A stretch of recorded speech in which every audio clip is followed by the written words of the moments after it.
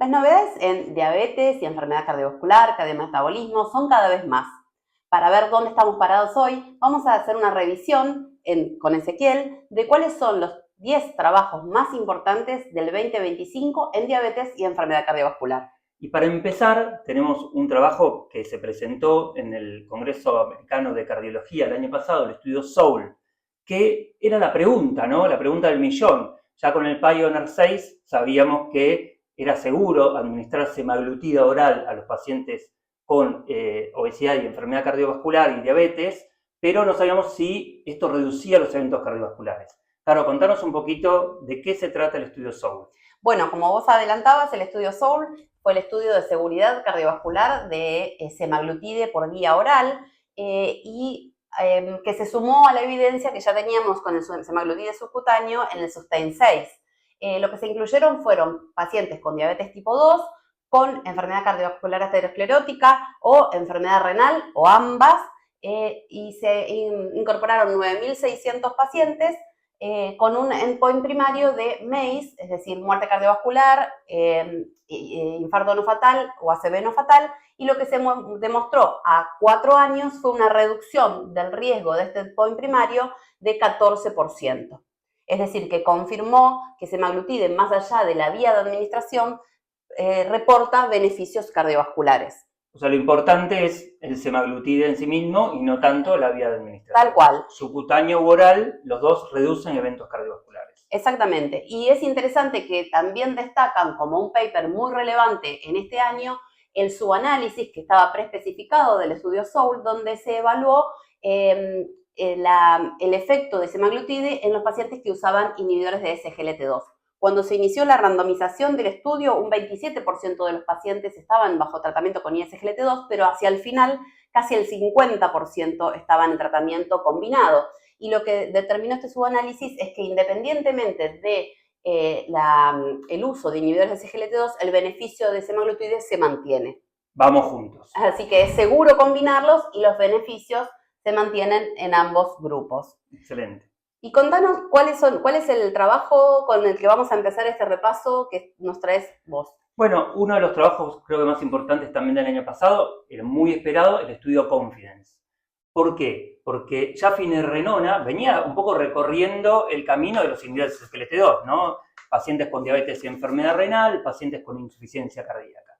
Lo que no sabíamos si la combinación de inhibidores de SGLT2 más finerenona reducía por lo menos los eventos renales. Y esto es lo que nos vino a traer el estudio Confidence, que randomizó pacientes con finerenona 10 a 20 miligramos, finerenona solo, empaglifosina 10 miligramos solo, y la combinación de finerenona y empaglifosina. En realidad un estudio en fase 2, ¿sí? Con puntos finales en realidad más bien débiles, diría, pero puntos finales renales, pacientes todos con diabetes y enfermedad renal tenían que tener entre 30 y 60 y 90 de tasa de filtrado glomerular, y además de ello tenían que tener albuminuria, por supuesto. Albuminuria no poquito, sino importante, de 100 para adelante gramos por miligramo en 24 horas.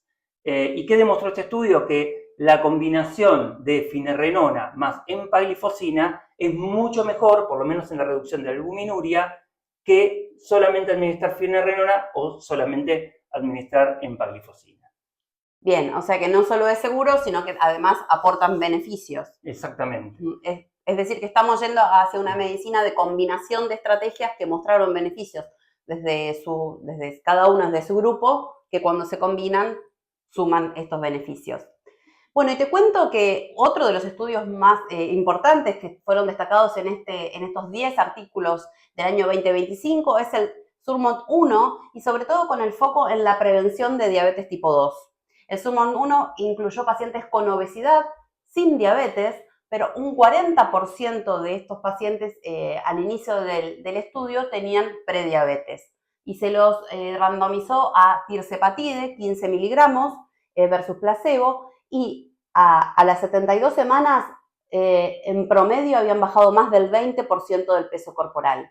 Y lo que se hizo fue un seguimiento a 3 años en el subgrupo de los pacientes con prediabetes, y lo que se encontró es que el 99% de los pacientes con prediabetes se mantuvieron libres de diabetes a este término de 3 años. O sea, un resultado, digamos, esto es tremendo, ¿no? Porque los pacientes en general tienen mucho miedo de tener diabetes y hoy en día esos pacientes que tienen disglucemia, con glucemias alteradas en ayuno, les podemos brindar una opción farmacológica, obviamente, segura y efectiva para evitar, por lo menos durante esos 3 años, la progresión a diabetes tipo 2. Y es interesante que hay mucha diferencia en el riesgo absoluto.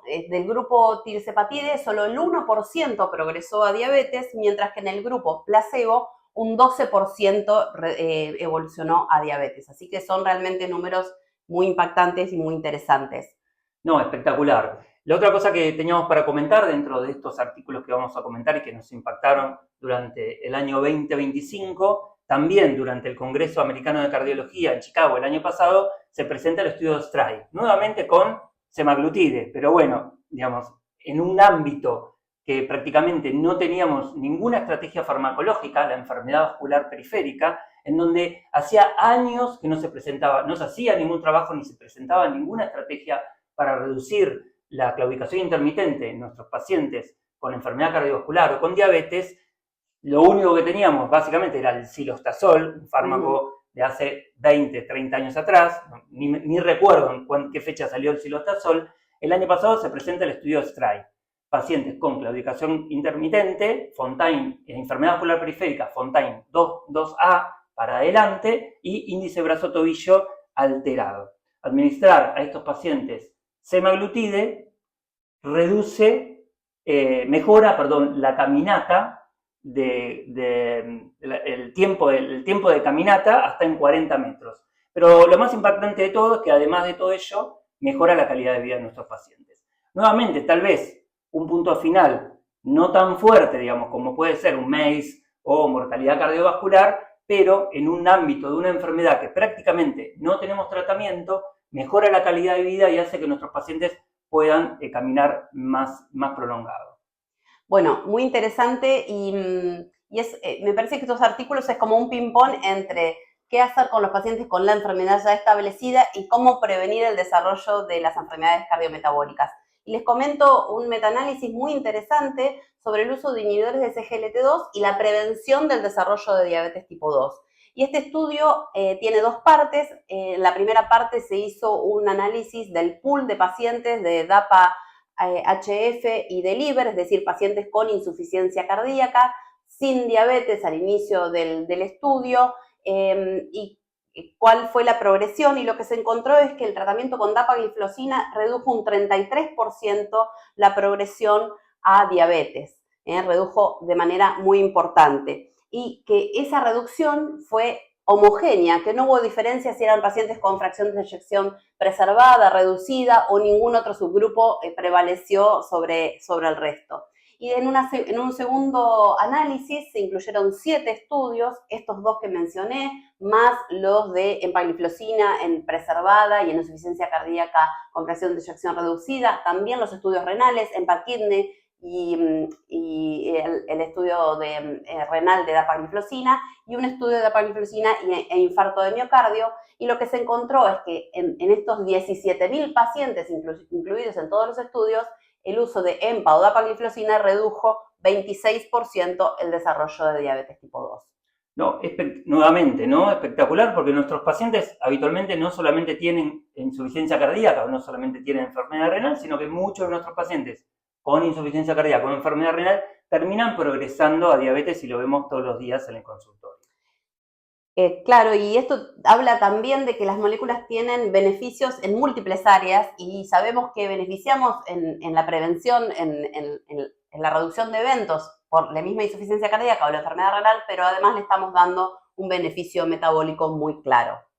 Excelente. Otra de las cosas que venimos a comentar aquí son los estudios REDEFINE 1 y REDEFINE 2, un fármaco nuevo, una hormona nueva que se agrega, porque la realidad es que ya, digamos, estamos viendo, digamos, que todo esto va hacia la combinación de tratamientos hormonales, ¿no? Que tal vez un análogo solo no alcanza, sino que vamos sumando otras estrategias como el tirzepatide con el GIP, y acá les vengo a traer los análogos de la amilina.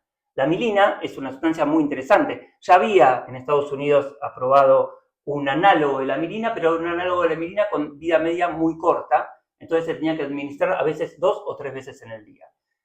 Hoy en día contamos, todavía no lo contamos porque todavía no está aprobado, pero posiblemente se apruebe en este año el cangrilintide, que es un análogo de la milina de vida media prolongada. La milina se liberan junto con la insulina en cada pulso metabólico, en realidad. El problema de la milina, cuando se libera mucha insulina en los pacientes con resistencia a la insulina, que la milina natural se pliega y genera depósitos que son tóxicos, depósitos hialinos, como cuerpos hialinos. El cangrilintide es un análogo de la milina que está modificado genéticamente para no plegarse directamente. Entonces, activa en el cerebro, el núcleo 4 y el hipotálamo, también toca los núcleos de la saciedad, pero en otras neuronas que no activa los agonistas del receptor GLP-1, como semaglutide. Entonces, se combinan semaglutide con cangrilintina y el Redefine 1 y el Redefine 2 prueba este fármaco nuevo, que en realidad no es un solo fármaco, en realidad es una combinación de administración simultánea en una sola jeringa, que se llama cangrisema, que es cangrilintina más semaglutide, 2.4 miligramos, 2.4 miligramos, en el Redefine 1 en pacientes sin diabetes y en el Redefine 2 en pacientes con diabetes, y logra, todavía no sabemos puntos finales duros, pero logra reducción de peso en pacientes con diabetes de alrededor del 14% y en pacientes sin diabetes de alrededor del 20%, con un buen perfil de seguridad. Bueno, realmente interesante cómo se va expandiendo las posibilidades, las opciones de las moléculas y los tratamientos con beneficios cardiorrenales y metabólicos. Y ahora, algo importante, pues diabetes tipo 1, ¿no? Porque el problema de la diabetes tipo 1, primero que los cardiólogos sabemos poco y nada. Diabetes tipo 1 yo digo que es como otra enfermedad totalmente diferente. Pero aparte de ello tenemos poca evidencia en pacientes con diabetes tipo 1. Contanos, Caro, ¿qué viste interesante el año pasado con respecto a diabetes tipo 1? Bueno, esto es muy importante porque realmente en la diabetes tipo 1 nos centramos tanto en el manejo metabólico y glucémico que nos olvidamos de que las personas con diabetes tipo 1 también tienen eventos y mortalidad cardiovascular. Y se publicó el año pasado un análisis interesantísimo del registro sueco de personas con diabetes tipo 1, donde se tomaron las personas con diabetes tipo 1 que empezaron su diabetes después de los 40 años, o sea, de inicio en la adultez, y se los comparó contra controles sin diabetes y contra personas con diabetes tipo 2 también de inicio después de los 40 años. Y lo que se encontró es que la diabetes tipo 1 aumenta el riesgo de mortalidad y de eventos cardiovasculares un 30% versus los controles. Y esto es específicamente de MACE. Y de mortalidad un 70%. Pero si lo comparamos con las personas con diabetes tipo 2, tiene un aumento de riesgo cardiovascular un poco menor, es decir, que es un riesgo intermedio.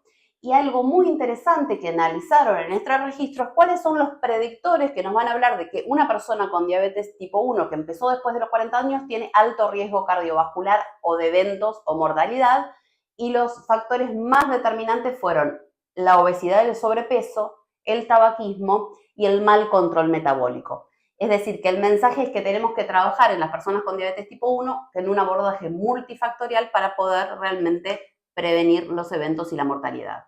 Excelente, buenísimo. Y finalmente, para ir finalizando, digamos, el otro trial importante que se presentó el año pasado es el Surmont 5. ¿Por qué importante? Porque siempre la duda estaba que era mejor tirzepatide o semaglutide. Y en realidad, bueno, tirzepatide venía pues un agonista dual, GLP-1 y GIP, y obviamente el aporte del GIP parecía como que era mucho más potente. Lo que no teníamos ningún estudio cabeza a cabeza que compararan estas dos estrategias farmacológicas. El Surmont 5 nos vino a traer eso, ¿no? Pacientes con obesidad, con un índice de masa corporal más de 30 o bien más de 27 con comorbilidades, como el criterio de inclusión de prácticamente todos los trials para obesidad, comparando dosis máxima tolerada de tirzepatide, 10 a 15 miligramos, contra dosis máxima tolerada de semaglutide, 1.7 a 2.4 miligramos. ¿Y qué nos mostró el trial? Bueno, un poco lo que veíamos viendo en los trials individuales que dan comparaciones contra placebo, ¿no?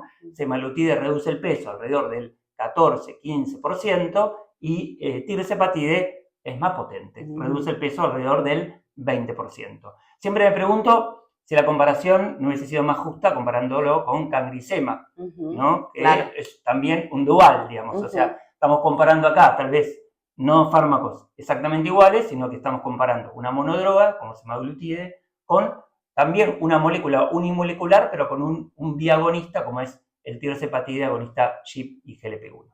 Bueno, la verdad que es muy interesante y habrá que seguir viendo cómo evolucionan las evidencias. Como para cerrar, me parece que a mí los mensajes que me dejan estos papers del año 2025 es, primero, que se está poniendo el foco en llegar antes, en cuáles son las estrategias que nos permiten prevenir el desarrollo de diabetes tipo 2, tanto en personas metabólicamente menos enfermas como en personas con insuficiencia cardíaca o enfermedad renal, donde a sumar la diabetes también realmente es un problema grave. Y por otro lado, como hablábamos con el último trial que comenté, el abrir la mirada en los pacientes con diabetes tipo 1 y tener un enfoque mucho más intensivo y multifactorial para prevenir el riesgo cardiovascular. ¿Y cuáles son los mensajes que vos te llevas? Wow, mi mensaje es que seguimos viviendo, desde el 2015 para acá, no paramos año tras año de esta revolución del cardiometabolismo, aprendiendo a controlar en forma integral no solamente la presión arterial, sino también los lípidos, focalizándonos obviamente sobre el peso y sobre una enfermedad que es la adiposopatía, que es esa enfermedad del tejido adiposo enfermo y donde hoy contamos con múltiples estrategias farmacológicas para tratarla. Chao. Nos vemos.